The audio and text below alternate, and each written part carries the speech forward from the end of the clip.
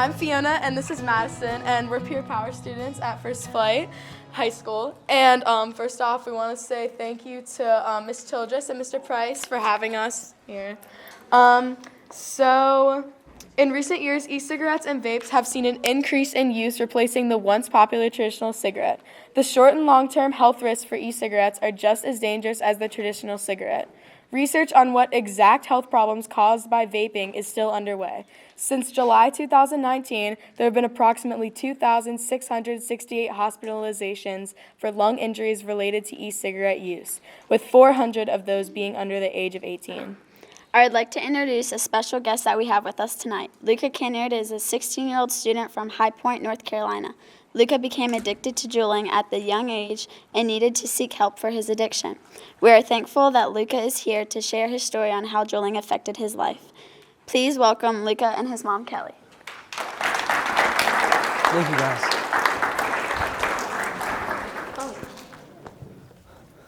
Good evening. How are you guys doing? I heard some people say they're doing great, some people say they're doing good, and some people are just munching on food, and I absolutely get that. Before we start, I really want to thank you guys for coming out and spending your evening with us. I know that we would all much rather be in our warm, cozy homes, so thank you guys for coming out and taking that time out of your day. We really do appreciate that. My name's Luca. I'm 16, and I came from High Point, North Carolina, so it's just a little bit of a hike, or a lot of bit of a hike and a little bit of a drive. I came to talk to you about my story with vaping and how I got over it. So maybe there's a lot of youth in the room. Maybe it can encourage them to make some healthier lifestyle choices. And then we're also here to support our parents. So when did I first start using substances? I was 14, and I was in the Boy Scouts. Are there any Boy Scouts in the room? Fair enough. What rank are you? Wolves. You'll get up there, and it's a good habit to stay in. So I was 14, I was in the 8th grade, I was in the Boy Scouts, and we were out in the woods. When you're out in the woods for a week living with a bunch of guys, you really want to be on their good side.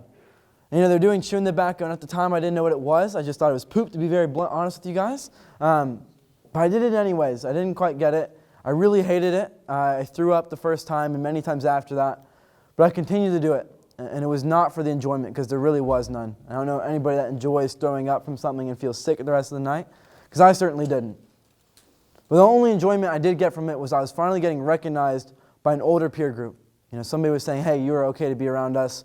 You're not too much of a pest, and you're kind of doing what we're doing, so it's okay, you're cool. So I started using chewing tobacco and cigarettes and cigars, everything and anything tobacco throughout the end of my 8th grade, and then I did that throughout the summer before my freshman year. Now I'm a freshman, and that's the next 4 years of your life to have a clean slate. In middle school and in elementary school, I was really bullied. If anybody knows Greg Heffley from Diary of a Wimpy Kid, how he's always getting thrown in the lockers, that was me. All the time in middle school especially. So when I got to high school and I saw these new people that really didn't know me very well, they didn't know all the names I used to get called, and the teachers didn't know I was a troublemaker yet, so they couldn't get on me too hard. It felt very good to have a new setting.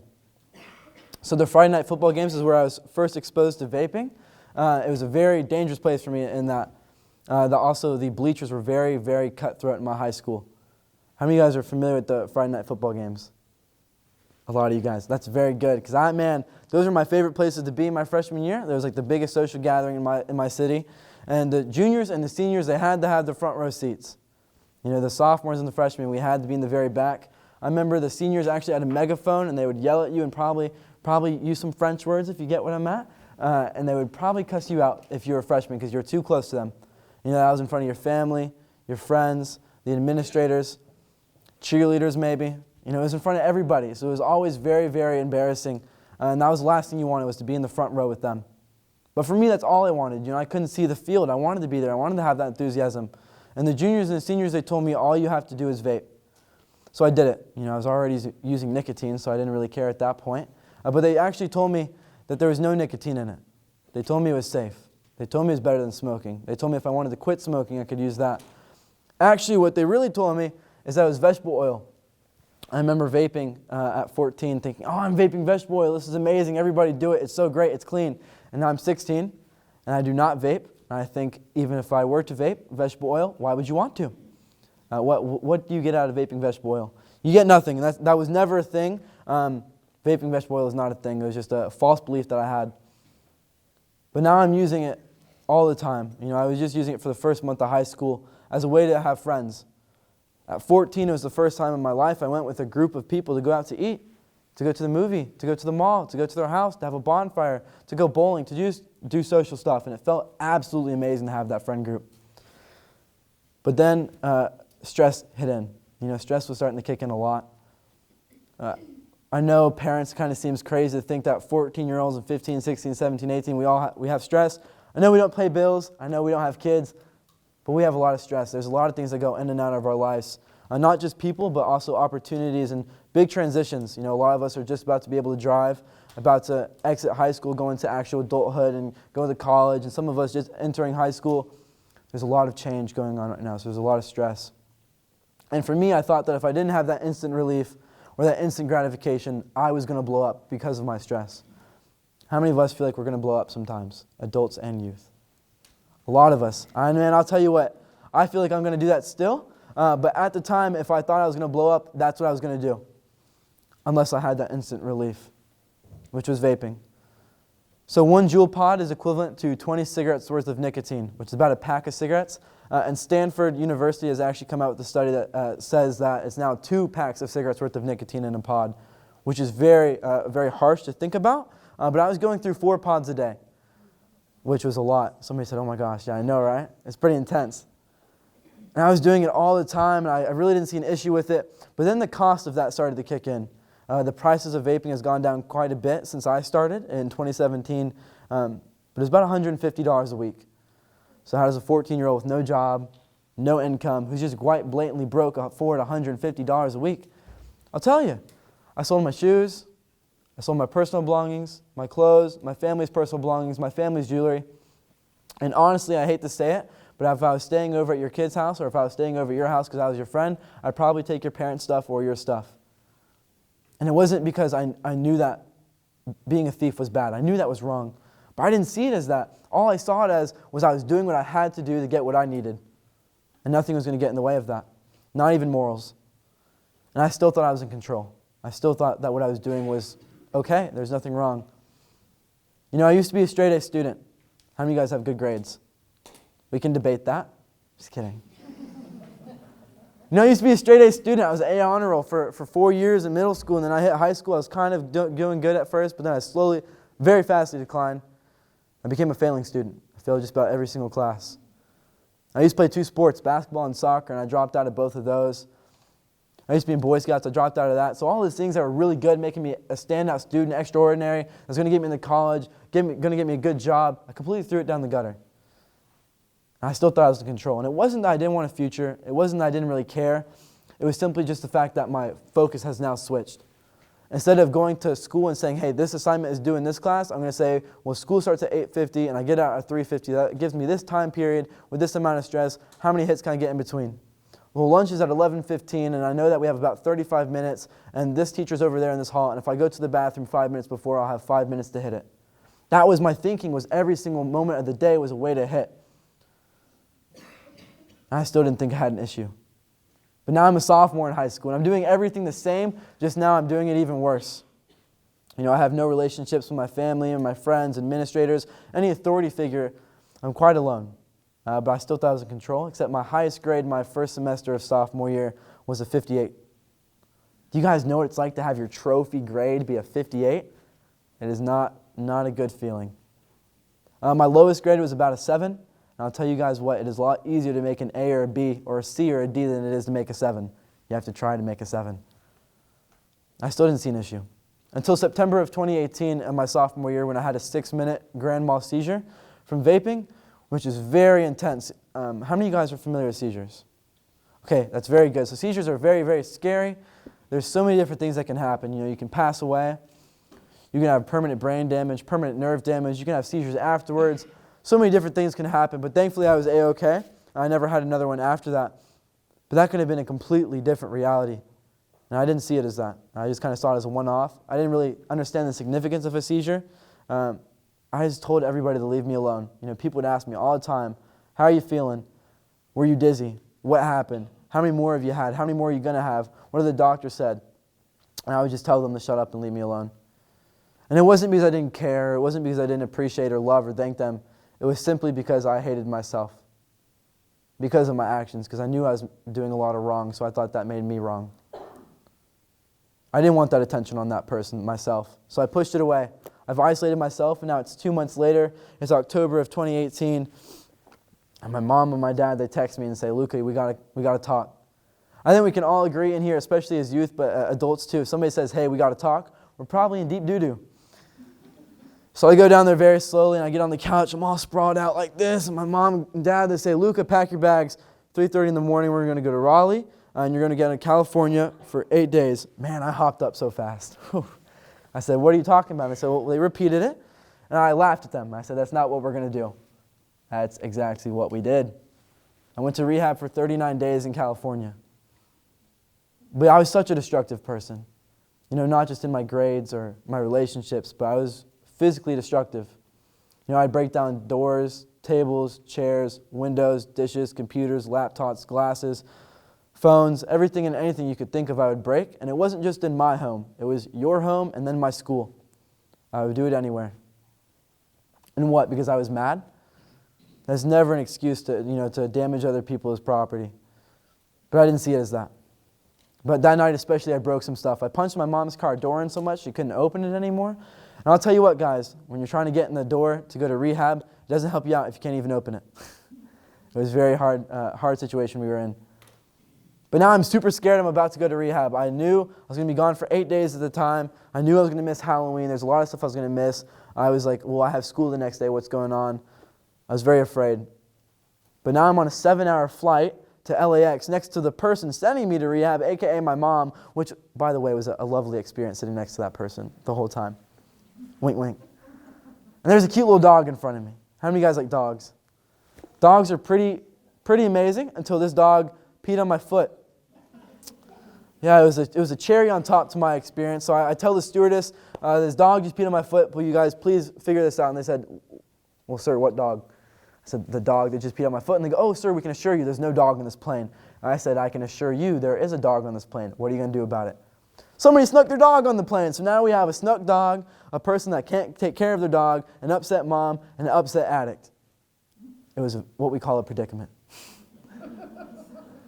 And now I'm in California. I'm in LA. We just hit the 405, and then we just got straight to the rehab center.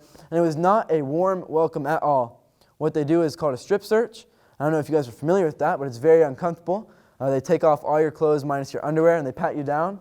And they make you do jumping jacks, make you do squats to make sure stuff doesn't fall out of you. And I mean out of you, not out of your clothes. And then they do out of your clothes after that. Make sure it's not weapons or drugs or anything you're not supposed to have. And I'll tell you what, as a 15-year-old guy in white underwear next to a full-grown male in a flannel in 80-degree weather, which didn't make sense, and he's got a big beard, and we're in a dark laundry room, it was a little bit uncomfortable. I didn't want to talk to this guy. I'm in my underwear. I was like, dude, my khakis, they're on the washer. Can I please get them? We'll talk. He said no. He didn't really validate me. But he said, how do you feel about being here? And I told him it's just 8 days. I know it's going to suck. I know it's going to be hard. My friends that are coming down from college, I won't even get to see them because they're only here for the weekend, and they're going to be gone off again probably until spring break or winter break. I don't know if he ever heard me. His name was John. And I lived with John for 39 days, and I don't know if John ever heard me till this day. But all John said to me that day was, our program is designed to be 35 to 45 days, or you can be here for 90. And if you don't want to be here for 90 days, we can send you somewhere else for 6 months to 18 months. My jaw dropped. My life had just changed so fast. In a blink of an eye, I had 180, had flipped a switch, and I was put on my butt. I remember going out to my mom and asking her, Mom, why did you lie to me? Because she did. She told me I was going to be in rehab for 8 days, not 39. But I would have never gone on that plane otherwise, so I'm not saying lie, but that was a good one. Ha, you got me. The people that care about us the most, guys, are the people that love you guys the most, are the people that take care of you. So whether it's an aunt, an uncle, a grandma, a grandpa, a sibling, or a mom or a dad, or whoever it may be that takes care of you, they love you the absolute most. And my mom was leaving her only son for who knows how long. It could have been 35, 45, 90 days, 6 months, 18 months, who knows. And she said, I love you. And I watched her walk out the door and I didn't say anything back. I can only imagine how that made her feel. But there's a lot of things in rehab you do not have that we all take for granted that don't cost money. So it doesn't matter your financial background. These things are just things that we all have that we kind of take for granted. You don't have a good morning. You don't have an I love you, a hug, a simple greeting, or somebody holding the door for you. You don't have that in rehab. How many of you guys are picky eaters? That's going to be an issue in rehab because you're going to eat what they give you, and it's not great. It's like school food or sometimes worse. How many of you guys like being able to use the bathroom when you want to or get water when you want to? I hope all hands go up. I think we all like that. I do. I like having the freedom to use the bathroom or get water when I want. It wasn't even school, and I had to raise my hand as a 15-year-old guy and say to a random person, "Ma'am, I really need to use the bathroom. Can I please do that? Will you please unlock the door?" And then they say no. I'm like, well, what do I do now? I can't use the bathroom. Everything you do in there is limited by somebody else's ability to say yes or no for you. And it hurts. It hurts so much. Not to mention you can't talk to anybody in there that's outside of those walls. The only people I got to talk to is my mom or my dad for the first 3 weeks. 1 phone call a day, 5 minutes of phone call. That's not a lot of time. That's maybe enough for a simple exchange of, hey, how are you? How are things? We miss you. What's going on at home? What's going on in rehab? Not a lot of time. Then by the 4th week, I earned 10. By the 5th week, I earned 15. But I had to work my butt off to get there. Not everybody gets that. And guys, the hardest part of rehab wasn't the fact that I couldn't use the bathroom when I wanted or get water when I wanted. I couldn't eat what I wanted. I couldn't use a fork or a knife. I had to use a spoon. Or it wasn't the fact that I couldn't go outside or talk to people. The hardest part was having to sit in my own skin. None of us want to be weak. We all want to be strong. That's just human nature. We want to be dominant. We want to be on top. We want to be successful. But in rehab, you are downright absolutely weak. You're sitting in your weaknesses, your mistakes, your insecurities, and your fears. Whatever you look in the mirror and you look at it and you say, I don't really like that, and I don't want the rest of the world to see that. That's what you're sitting in 24/7, and it is so uncomfortable because there's 5 other addicts just like you doing the same thing, and you're all in this one forced environment, and it is very depressing. That was the hardest part of it all. And I think the hardest part of now speaking and everything is that parents and kids alike, or just humans in general, we don't understand that it's not just nicotine. It is a trend. It's something that we've all seen in our lives one way or another, whether it's if you're part of the big tobacco culture in prior years, or now you're part of the big vape culture. In one way or another, addiction has hit us all. Whether it's us going through it, or it's a family member, or a friend, or an administrator, I promise you there's somebody in your life that's an addict, and you don't even know it. What I really want my youth in here to take away tonight, I know it seems fun. I know it seems like something that everybody's doing. You're not getting hurt and there's no consequences, but there are. You'll get there. I was at that point too. I went from being a straight-A student that played 2 sports, who was in Boy Scouts, who was going to have any college want him for whatever he wanted for academics and sports, to now a failing student that had to go to the hospital and cost his parents so much money and grief and the community grief and go into rehab. And that hurts. Because a lot of my friends that went through addiction with me, they didn't make it out to say the same thing I did. They're not here. They're either in jail or dead. That's where I was going to go. So for my youth, I know it sounds like I'm just getting on you and I'm preaching at you guys about vaping, but guys, take yourselves more seriously.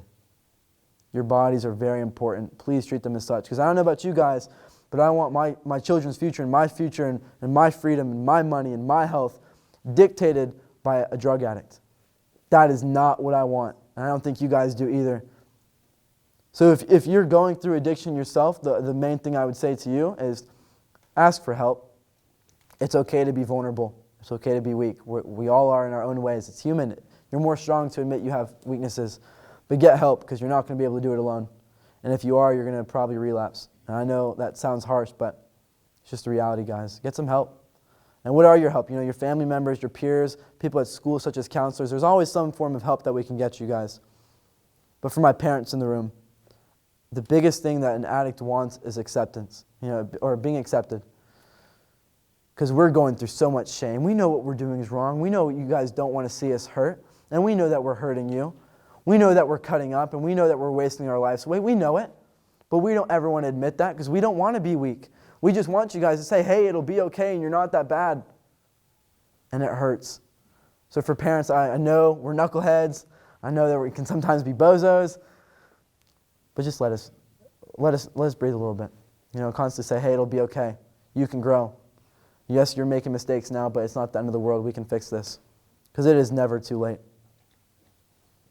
Something else I want your parents to do, just real quick, I want to take a look at ourselves. You guys never thought you'd get parenting advice from a 16-year-old, did you? How the tables have turned. Man, I love saying that. Anyways, parents, it is okay if your child is an addict. I know it's kind of a hard pill to swallow, because I've heard a lot of parents around the country say, well, my child would never do that. And I think every parent's been guilty of that, whether it's with addiction or not. We all think our kids are little angels. Well, we are not. I hate to say it. Ain't that right? Yes, sir. Everybody's prone to something, so if your child's an addict and they're going through addiction, don't feel bad for yourself, and it wasn't because of false parenting. Everybody makes mistakes. It'll be okay for you guys too. But what the biggest thing we need is just acceptance. And don't accuse us, because I promise you, as soon as you start telling me what I'm doing, I know I'm doing it, but I don't want you knowing it. So stop telling me I'm doing it. I know it. But you can hold somebody accountable and say, hey, I think this is going on, or I feel like this is going on, or I see that this is going on. How can we change this? How can we be better? So I really hope that the takeaway from this is that acceptance is the biggest thing an addict needs. It's not punishment. As much as our parents want to discipline us, and as much as you guys are going to and probably need to, constantly punishing somebody for being an addict isn't going to help them. Just acceptance is going to help them the most. So now we're going to go on to a lighter note, and we're going to pass it off to my mom. Thank you. You want to stay up here? Your water's already there. I'll sit down, and then I'll go up for No, questions. come on. Oh, she wants me to come up with her. That way we can do Q&A. Yes. So I won't speak as long, and my message is mostly just for your parents. I want you to understand that this is a new situation. This is not the same thing as kids caught smoking cigarettes. That's how I thought about it at first, but obviously I wouldn't have sent my child away to California for 39 days of treatment just because he was caught smoking cigarettes. I sent him because he had an addiction, and it turned out that the addiction was Juul, and he was acting just like any other drug addict. It doesn't matter what the drug was, he was an addict. So this caught us off guard. We never saw it coming. Like I said, everything I knew about nicotine was with cigarettes. And I didn't realize that it caused cognitive behavioral problems, that it caused impulse problems, that it caused ADHD symptoms. And when Luca started showing symptoms, and I looked it up and realized, yeah, nicotine causes this. But then I had to look at it and say, but his is 100 times worse. What is going on? And so that's when I started putting things together, and it took some time, but I finally realized that it was because Juul came on the scene. We didn't have this problem before Juul, and everyone's heard of Juul, but they came on the scene with a new device, with new technology intended for quick addiction, with a massive dose of nicotine, never before tested on humans, and they marketed towards our kids.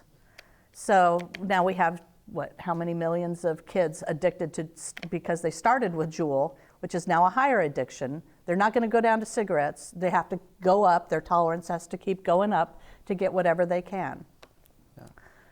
In high school, it's proven that 1 in 4 kids in high school have either been addicted or are addicted to vaping.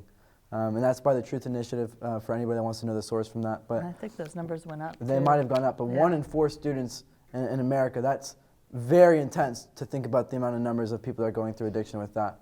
I'll let you continue. Oh, well, so now that Juul's on the scene and all their copycats, you need to understand that no amount of nicotine is safe for our children. Sometimes when kids experiment, you look the other way and you realize, oh, it's just kids being kids. But now, that problem is no longer, it's different now. It's now a drug addiction. So, we went through 15 months battling his addiction. He went from being a great kid, outgoing, fun, to overnight, he was acting like he had an alien parasite implanted in his brain doing his thinking and behaving for him. We didn't recognize him. We couldn't have a conversation with him. We sent him to therapy for his explosive anger because we didn't know where it was coming from the first week. And, the therapist told me to back off. when I told her that he was juuling and that was what was causing it, she said, back off. He needs Juul to treat his anxiety. So, that's the kind of battle we started fighting 3 years ago. She was also our neighbor. Then we went for family therapy to try to have a conversation with him because we could not sit down with him and talk because he would explode, and they thought he was on something. The therapist said within 5 minutes, what are you on? She thought heroin or cocaine or something. So, we tried a psychiatrist to see if they could give us some insight, and all he wanted to do was medicate Luca when all we wanted to do was get Luca off the Juul. And then after a seizure, he went to a neurologist who told him to get more sleep. A pediatrician asked him if he was interested in quitting, and when he said no, that was the end of the conversation. We saw a cardiologist who said that his chest inflammation was probably chest wall inflammation was causing chest pains, and that it was probably from vaping. So no one could help us, and so we had to go all the way across the country because no one in this area would treat nicotine as substance abuse. It's changing now, but I like parents to be aware that not every kid, of course, who's vaping needs to go for inpatient treatment. There are many different ways to start, starting at the bottom with the Truth Initiative's texting program for teens. If they're vaping, they can try that if they're interested in quitting. I suggest therapy. I suggest you try everything before you go for inpatient treatment. But the important thing is to get your kids off of it before it's too late. So at first I thought Luca's story was unusual with an extreme.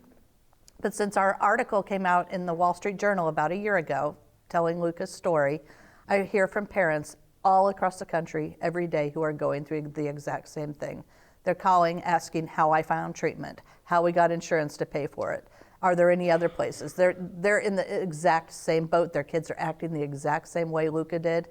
And your kids might not be there now, but if they do continue vaping, they can get there. So that's my warning for parents. And if anyone has any questions, we're happy to answer any question. It wasn't even in rehab that I had to break through that. I'm going to stop fully. I will say that in rehab, my mind changed about saying, hey, I do have an addiction, but I don't want to stop it. It was 3 weeks in, and I was kind of like, well, I'm here 21 days so far. Thanksgiving is about to be next week. I'm in rehab in California. There might be an issue. But it was also because every Sunday you have a family visit. It doesn't matter what rank, so there's like different levels and phases in there of privileges. And it didn't matter what level you were. If your parent came on a Sunday, you could have 2 to 3 hours to go out and do anything. Only rule was there's no caffeine and there's no going back to a hotel or houses. We could go to the movies, you can go to eat, you can go to the beach. I didn't get that family visit because my mom was in North Carolina. So I'd be sitting there cleaning every Sunday, which was not fun. But I'd see these kids and their families would come out and travel. Like one time a kid came from, their parent came from Louisiana to come visit them. And these kids were just telling their parents to leave them and to leave them alone. And if you don't do this, I'm going to do this. So I just thought, wow, how can you be so selfish? And I took a look at myself. I was like, I kind of do the same thing to them a lot. Maybe I should stop. So I started to realize what was going on with myself through others. But it wasn't even until 60 days when I got back home from rehab. I signed a paper for a family contract that said I will be sober from every substance, including vaping and no nicotine product vape, even anything vaping. I signed it. I was like, all right, 60 days, whatever.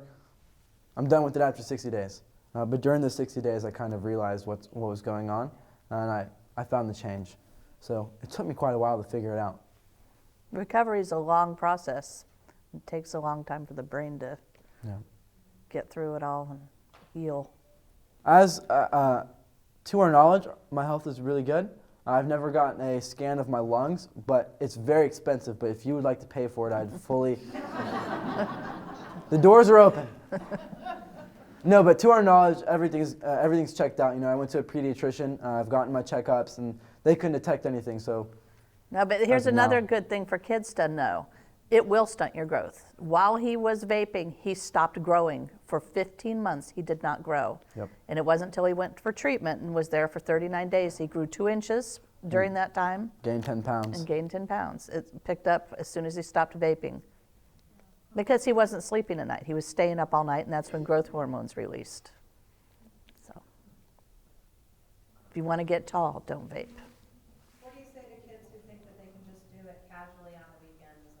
Yeah, to the kids that think they can just do it casually on the weekends, you're right, you can, until you start to get addicted, because that doesn't take that long. How many weekends is it going to take you before you start to do it every weekend?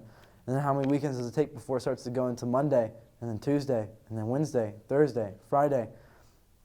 I know it seems something that can just happen casually, but you got to remember, guys, is that as much as we say that we're strong enough to have that willpower to not do it, addiction has its own power, and it's a lot stronger than willpower a lot of the time. I started off just casually doing it. I would only do it around my friends. I remember four pods, which was a pack, was like $20, and at the time that was super expensive for me before I started selling everything. So I was like, I really want to savor these, so I'll do one pod a week, and that was incredibly hard because I would not just be using mine, I would take everybody else's. So whether you think you can do it or not, you can't, and you're going to develop an addiction really fast. So upset. I was so belligerent too. I was, constantly blowing up on people because of withdrawal. So when you don't have a substance, if you're an addict and you're going through addiction and you have a substance constantly in your body is now dependent on it too. So without it, you feel sick for a little while. And for me, I would just feel so sick. It would really make me really irritated and really mad at the world that I was stopping, but I was getting punished. So I was very upset. Yeah. We took it away one time when we found it and threw it in the trash. He was so upset with us, he kicked our back door in. Which has 2 deadbolts. Yeah, off the hinges and everything. Yeah. So how did I acquire it? I won't go in the full details just because we have some youth in here. I want y'all getting any ideas. In high school, during the time I was doing it, 18 was the legal age. Now the legal age is 21. But during that time it was 18, and in high school there's a lot of 18-year-olds. Whether you can be a junior and be 18, you can be a senior, in some cases a sophomore. You can be an 18 in high school, and I would know people. I was very close with everybody in my high school, so I would just say, hey, a few extra bucks, will you go get it for me? You can do it online. It's just a simple click of a button, 18 yes or no, or now in this case 21 yes or no. And then sometimes I would ask random strangers to go get it outside of a store. But in my area especially, I don't know how it is here. I'd love to hear y'all's feedback with this from my youth or maybe even the adults if you know. They don't ID regularly in my area. It's very uncommon to get ID'd. So that was a huge problem, was just going in and never being ID'd. Which, for my youth, that's my question. How many, I don't want to call y'all out. I don't want y'all to snitch on yourselves. It's okay. But do y'all know of anybody that goes in underage and doesn't get carded? Yeah, so I definitely see a change in myself. I've been, this month I will be 16 months clean from every substance, so I'm fully sober from everything. And I definitely see the change in myself. But when I go around and I speak, unfortunately, I've never heard a decrease in people using. From individuals, I've heard a decrease for sure, but as a mass population, no. Unfortunately, it's just maybe either staying the same or going up. Unfortunately, with addiction, you have to think the worst. You can never let your guard down. All teens are vulnerable too, because what does every teen want? To fit in. And so if everyone else is doing it, they're going to try it because they don't think they'll get addicted. No one chooses to become an addict, and they don't realize it'll happen to them. Absolutely. So would I say that there's a change in a large population of people trying to stop? Maybe, maybe not. But I know individually, when I go out and speak, there's so many kids that will come up and say, hey, I really want to stop. And I keep in contact with those kids. I've kept in contact with some kids for nearly over a year now. So there's some change. So the biggest thing about that is just like the coolest person in the world is yourself. I really don't think there's anybody cooler than you. It sounds very cliche. I know y'all are probably like, man, get this cheesy, corny guy out of here. But just be yourself. Who are you trying to fit in for? The people in your high school? People in your middle school? If you're in middle school, you'll see them for 8 years or maybe 7 years, and then high school 4 years, and you maybe never see them again. Interesting. You're putting all your time and energy into that. I also think it's very odd that we're all very unique and one of a kind. So as soon as we start to be like everybody else, now you are just everybody else. You're not special at all. So I really want you guys to remember that. You're defacing your own value by being somebody else. That's what always helped me out. It's just, that term, be yourself, but a little bit more meaning to it. But how do you hang out with the crowd of people that still do it? Are all my friends sober? No. Absolutely not. There's still friends I have that still use. And in the beginning, I will fully admit, I didn't hang out with anybody that used. I just couldn't do it. So in the beginning, it was lonely. It was very lonely. And I would, honestly, it sounds mean to say, but I would recommend, if you're going through early sobriety, just tell them straight up, hey, I need a break from everybody right now. I need to focus on myself. And if your friends don't appreciate that you're taking care of yourself, then they do not want to take care of you either. And I had to learn it the hard way, is that if somebody doesn't get that you're doing you and you're doing your best, they don't care. And they never will. Just set your own boundaries. That's the biggest thing. And if they don't respect them, you don't have to be around them. They want to stop, or it's not that they want to, it's that they know they need to. But if they go back to, obviously they don't want to. So you can't make them do anything they don't want to do. So how do you make somebody, or how do you encourage somebody to make something, want it for themselves? You encourage them to have the best. You know it's not the best for them. So if you say, hey, I feel like this, I know this is not the best for you, and I want the best for you. How can we make this happen to where you're getting on a better track? What do you need from me to help you out? And one thing I will say to you, man, is that's very commendable, but you can't fix everybody. You don't put that all on you. That's so much stress to try and do that, because unfortunately you will never succeed in fixing somebody. But the constant encouragement is what's going to help them out. My grades have gone up significantly. I went from an F student and now I'm an AB student. So absolutely, I can focus a lot more now.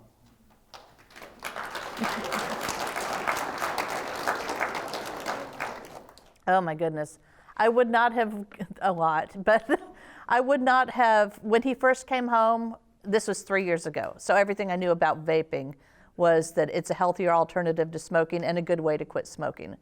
And when he came home, he'd already been caught with cigarettes and he got in trouble. But he came home and told me, I'm vaping, I'm using it to quit smoking. I should have, if I had known then what I know now, we never would have given him that week, because that week is all it took to make him an addict. So it would have been, zero tolerance. It was just juuling. I will fully admit to you, because I think honesty is the best thing ever. I did try other substances. I did try alcohol. I did try weed. Did try some drugs, but I never got addicted to it. It was maybe I did something once or twice, or just a social thing. I was never addicted to it, but I was definitely addicted to vaping. And that's the problem with Juul, because it's a given fact that cigarettes were the gateway to other drug use. Well, now that Juul's on the scene, Juul is the expressway, and I don't know of any parent who doesn't tell me that their kids, if they don't have their Juul, they will find whatever they can get their hands on. They need something. So there's nothing holding them back. I felt horrible. I had headaches. I was shaky. I had a lot of tension in my joints and my muscles, so I was constantly sore. I was nauseous. I didn't have an appetite. I couldn't go to sleep. It was absolutely horrible, and this lasted about 2 weeks. There's not a lot you can do for that if you're not given a medication, which they normally don't give to youth. It's just kind of drink water and hope for better days. Yeah, absolutely. So there is actually a large flavor ban that's trying to be passed right now. So we had 2 bills going on. It was the Tobacco 21, which I don't know if you guys are familiar, which did get passed. So the legal age for all nicotine and tobacco products in the United States is 21. But alongside that is the flavor ban, which we're still trying to get into works. Some different counties in different states, or some different states have it, but we're trying to get it nationwide. So that is a thing. We're working on it. I wouldn't have been at home. Question. I just wouldn't go home. That's the thing. They could call the cops on me and try and find me. They could call the neighbors. They could call my friends' families. They could do whatever they wanted, but I didn't care. In my head, I was right and they were wrong, which is very toxic thinking and very ill. But I really just wouldn't have changed anything. If anything, it would have made me resent them even more, and I would have never been willing to work with them after that. But they definitely did cut me off sometimes. Not sometimes, many times. I was very bad at hiding stuff. I had new hiding places all the time. They were good at figuring it out. That's why the door got kicked down, So as unfortunate as it is to say, I don't think a lot would have changed. But that rehab, that was the line in the sand. That's what did it, There's 60 plus deaths from vaping, and those involve THC.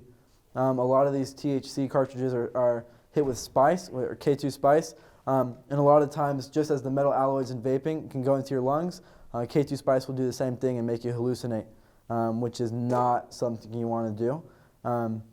So yeah, even if it's legal, and indefinitely, even if there is spice in it or not, Without it, even with or without it, there's the vitamin E acetate that was found inside of it, which was proven, CDC Gov and then FDA. They put a PSA about it, and it's just this vitamin E acetate that's inside of it that's causing all these deaths and lung illnesses. So whether they're spicing it or not, it's not good for you. The only thing that should go in the lungs is air. It's hard to describe all the different things because I'm not a doctor, but what I do know is that there's a lot of different illnesses. You can have brain damage, you can have seizures, you can have popcorn lungs. There's a death called E-Valley, which is a whole new illness caused from vaping. So there's a whole lot of different things that can happen to you. I wish I had the full science behind it, but that's just a little bit of it. With vaping, it takes, I think, 1 second for the drug to get to the brain. It's so fast. It's something like that. We're not going to say full numbers because we can get quoted, but I'm pretty it's sure pretty I heard fast. Yeah. Man, he hit me hard. Did I convince any of my friends to vape? I was a dealer too, man. I was selling it at school. I was that kid posting on his Snapchat story, here for sale. How do you think I was able to afford it? I was able to sell that stuff too. So not just in one way did I tell people you should do it. I sold it to them, which is something that's hurt me a lot. Because it's odd, because I've gone and spoke to a few schools in my community, and I saw those kids that I remember passing that off to them for that $20. And having to sit there and tell them, you don't do that, was a little bit hard. So I did get some people addicted, and I have a lot of grief with that, yeah. Yeah, I had friends. So my high school was, at the time, or I go to online school now, but my high school is a little bit rough. Instead of worrying about vapes, they worry about, stabbings and gang fights and shootings. That was my high school. So that's good that they're worried about that stuff, but it takes away from other stuff, So there were some people that got caught, and there's kind of like a slap on the wrist, really, saying, don't do that here. Or if the worst thing that kind of happened, maybe a suspension for a day at the worst, if you're blowing it straight in a teacher's face, or they would have it taken away, it'd get thrown away, and they do a 7-hour prevention class. So there really wasn't a lot of punishment in my school. But if I did get caught, it would probably just make me resent school and make me want to skip, which it sounds horrible, but that's just the state of mind I was in at the time, is if you don't like me, well, then I just won't be around you. So I probably would have started skipping school. And if he had been suspended, he would have sat home and vaped. So we don't recommend suspension. We did just speak at a school where they get a misdemeanor every time. And after 3 misdemeanors, it's a felony every time they're caught vaping. 3 things. The first one before any is educate. Educate parents, educate students, educate staff, educate law enforcement.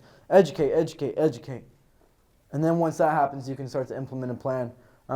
For in terms of shops, somebody answered, a lot of people just silently moved back and forth, agreeing that there's places that do underage. Do the stings. I don't know how it works for law enforcement, but I know that's a thing where they'll send people that are of age that pretend to be younger and just, what a sting is, essentially. So I think that would be a great thing for sure, but that takes a huge process. But for the first immediate thing is just support in school. That's the biggest thing is, kids go to school and they do it 24/7. So more monitoring. I don't want to have teachers in bathrooms. I think that's tedious, but if it has to happen, it has to happen. But actual support. If there could be a support group at a school, because I've seen that, where, the students could either come before or after school, before anybody else is here, or whenever nobody's here, and they can always come and meet. They have a facilitator that's an adult, but I think a lot of kids need that. It's just support from each other. Because unfortunately, one of the things about addiction is just the shame of it. You don't want to admit you're going through it because you're afraid somebody's going to make fun of you for it. So just a support group. If we can figure out a way to support our students, that's the biggest one. And also, I hate to say it, but there are some parents that are enablers too. I know personally a lot of parents that are addicts or that just don't really supervise or just personally just are their child's plug for it. So it takes a lot more than just educating parents not to do it. You have to help them out as well. Tonight was sponsored by County of Dare, Breaking Through Task Force, Saving Lives, Albemarle Regional, the SAG Club, the Women's Club, Outer Banks Community Foundation, Secret Spot, Dare Casa, and Surf Pete's. Vaping is definitely an epidemic, especially among our youth. So we got to get education out there. Education for our youth, for our parents, for our community members. And we just need to come together and work on this.